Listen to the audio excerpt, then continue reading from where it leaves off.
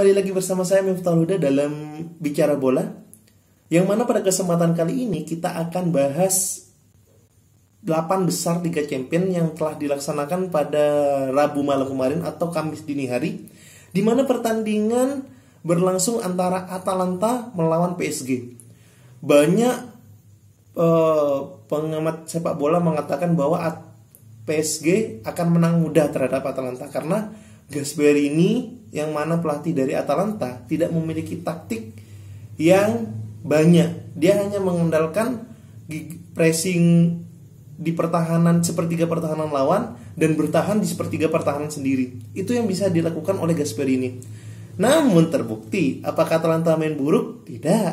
Dia juga memberikan pressing yang sangat memukau untuk PSG, bahkan menyulitkan PSG. Dan apakah PSG main jelek? Juga tidak. PSG juga menerapkan permainan yang sangat memukau. Dan apakah PSG layak menang? Layak. Kenapa? Karena dengan komposisi yang diberikan oleh pemain yang dilatih oleh Thomas Tuchel ini menjadikan tim ini dengan menobatkan seorang Neymar Junior sebagai motor serangan dari PSG mampu melakukan banyak hal dan mampu memberikan beberapa umpan-umpan kunci kepada temannya sehingga temannya mampu menciptakan gol dan meraih kemenangan pada kesempatan kali ini. Oke, kita akan bahas terkait masalah strategi atau skema yang diterapkan oleh kedua tim. Kalau kita lihat dari Atalanta ya, kalau kita lihat dari Atalanta ini kehilangan satu pemain yang mana pemain ini sangat kunci untuk Atalanta karena pemain ini mampu mencetakkan quad-trick pada saat melawan Valencia di 16 besar. Siapakah itu? Ya, Ilicic. Joseph Ilicic ini mampu menjadikan hal yang penting di dalam tim.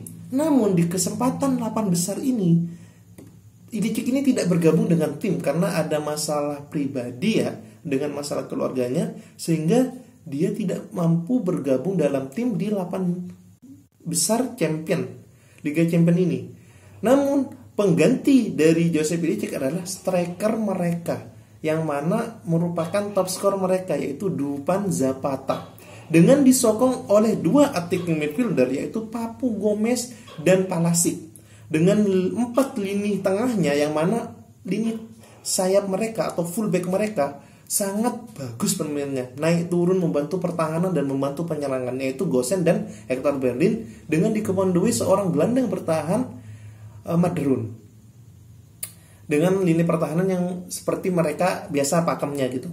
Kalau kita lihat dari materi PSG menerapkan 4-3-1-2 di mana satu attacking midfielder yaitu Neymar Junior tidak ditempatkan sebagai sayap maupun tidak ditempatkan sebagai striker, namun dia ditempatkan sebagai attacking midfield, di mana peran dari Neymar Junior ini bagus. Dia mampu memberikan umpan-umpan kunci dan mampu memberikan hidup permainan dari PSG sehingga mampu berjalan dengan dua striker mereka yaitu Sarabia dan Icardi, yang mana Sarabia bergerak ke kanan maupun bergerak ke kiri dengan Icardi sebagai ujung tombaknya, dibantu 3 gelandang mereka di mana ada Gana, ada Marquinhos, sama yang terakhir ada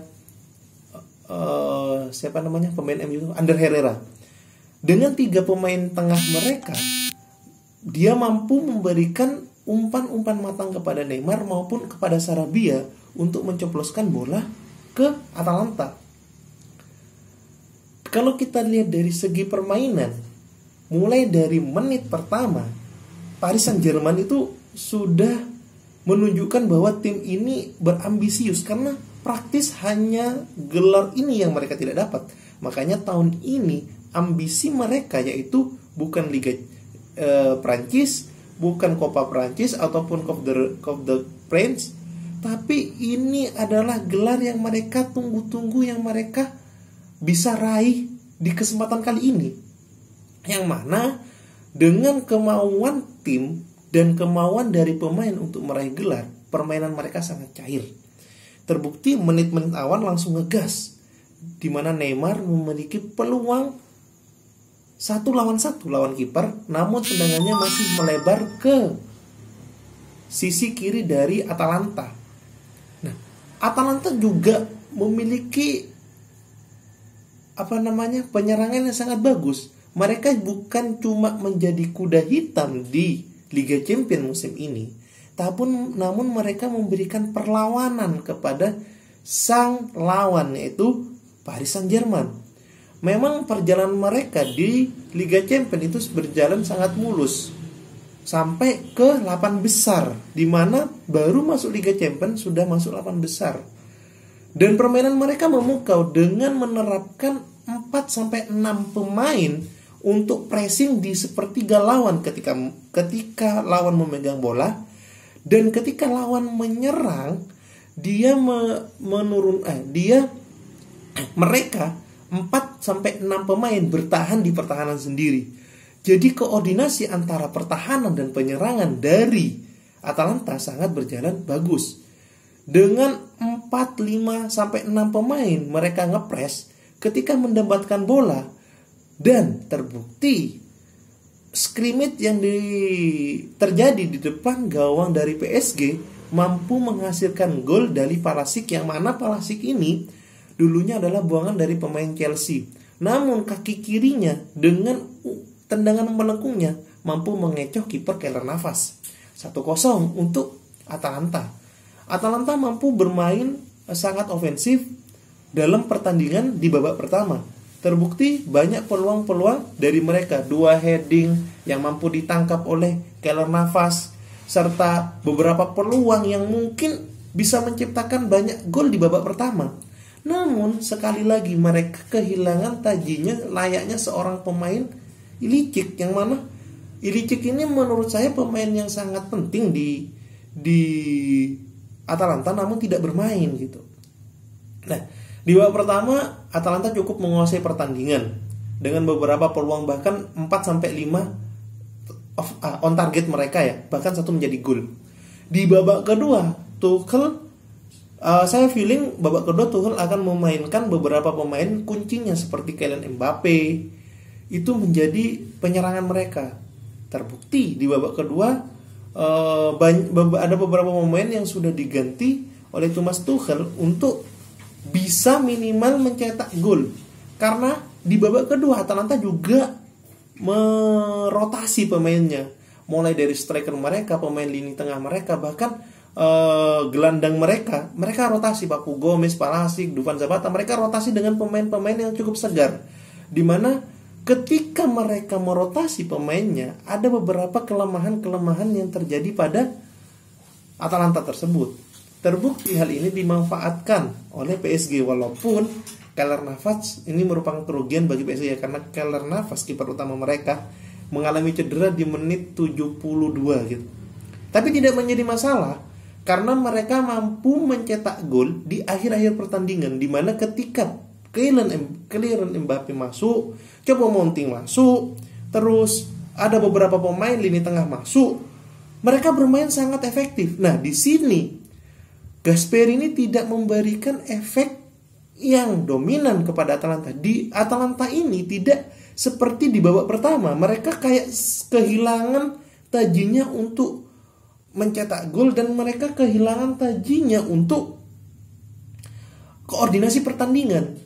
Kelelahan mungkin faktor utamanya, atau kelengahan yang menjadi penyebabnya.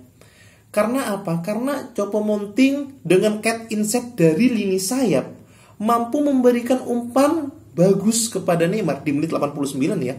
Mampu memberikan umpan bagus kepada Neymar dan diselesaikan oleh Marquinhos, yang mana sudah menunggu di depan gawang karena prosesnya dari tendangan corner.